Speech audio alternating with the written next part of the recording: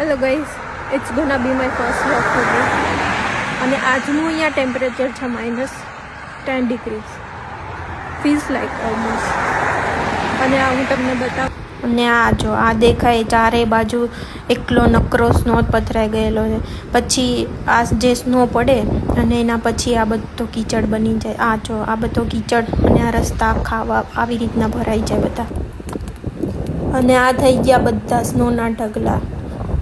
રસ્તા ઉપરથી સ્નો લઈને સાઈડમાં ઢગલો કરે આ લોકો.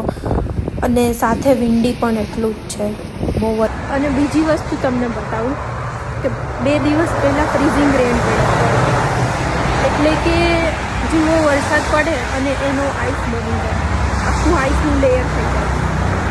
તો હું તમને એની વસ્તુ બીજું બતાવું. તો જો જે ફ્રીઝિંગ રેન હતો પડેલો, જે વરસાદ પડ્યો હતો એનું આવું બધું થઈ ગયેલું છે.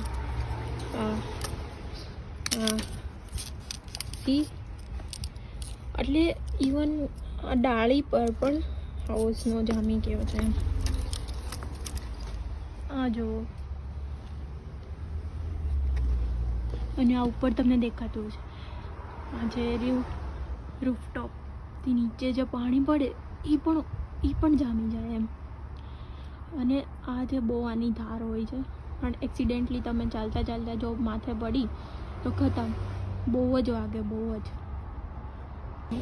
આ જોઈને તો આમ જાદુ લાગે ને, મેજિક. પાણી આવી બહાર જામી ગયું એમ. એટલે